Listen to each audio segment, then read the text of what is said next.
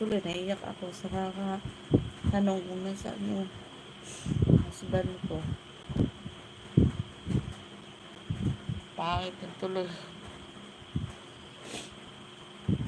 Kasi po, dati nag-work po ako sa lending. Sa samaan ng palad, hindi po ako na-regular. Kasi umuwi kaming dalawa ng doon, ang partner ko umuwi. Nag-resign. Tapos po ako natapos ko po yung college ko. I finished my college sa 2004, 2005. Natapos po yung Bachelor of Science in Computer Science. Nag-graduate po ako ng 4 years course. Kaya nag-work po ako dati sa Capitol. This is my ID. Na-graduate on my college time. Hindi po ako na-regular. Dahil time ngayon, hindi ako naka-work kasi alagayin yung anak ko. Kaya nag-work po sana ako sa DPW sa office parang office na mga secretary ganyan. Kaso hindi ako maka-work dahil may anak akong nag-aaral, wala pong magbantay kasi mahal po ang bayad ng mag-alaga ng bata. Kulang pa yung sahod ko pang bayad sa magbantay ng anak ko. Kaya na-decide ko na lang ako na lang mag-alaga ng anak ko kasi nung una ang ng ex ko is subtahan niya kami ng 5K a month. Kaso hindi yun natuloy, mga ilang buwan yung natupad, mga 3 buwan, 2 buwan, saka pag kasunod na buwan tig 1,000 na lang. Yes, thank you for subscribing.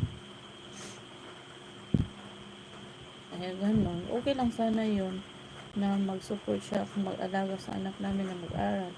So ngayon, yun yung naisip ko na mag-YouTube ako. Nag-try ko na yun na sa yung mga kalungkutan ko doon, mag-YouTube ako. So I was surprised na na-monetize ako. So nag-YouTube na lang ako palagi para nagka-income naman ako dito, pero hindi po siya sa ngayon, hindi po siya kasya para sa pangangailangan namin dalawa ng anak ko. Kaya tingnan, nagsisipag ako kahit gabi, nag-live ako, nag-upload, kahit na humina yung channel ko, pusigido pa rin akong nag-upload ng mga videos noon para may views. Kasi pag wala kang ina-upload, hindi ka kikita dito sa aming dito sa YT. Kaya nung October, nagsiyahan ako kasi lumalaki na po yung revenue, pero ewan ko, December hindi kasi para pareho yung income dito sa YouTube. Minsan hihina, minsan kaya nagtitipid ako. Kaya nangungutang pa nga ako ng cellphone kasi itong cellphone ko na ito is ito yung unang gamit ko kasi yung cam niya is nandali siya mapuno, hindi naglo-loading siya. Kaya naisip ko na magkuha na lang ako ng credit na phone para po klaro yung camera. Kasi pag mag-YouTube ka, kailangan maganda yung camera mo, kailangan malaki yung RAM para hindi siya maglo-loading. Kaya ganun. May utang po ako sa magbabayad pa ako, tapos utang sa tindahan ng anak ko, tapos nag-aaral kami. Kulang talaga, pero binabudget ko siya talaga. Tapos yung nagkasakit pa, iyak na lang ako pag nagkasakit ng anak ko.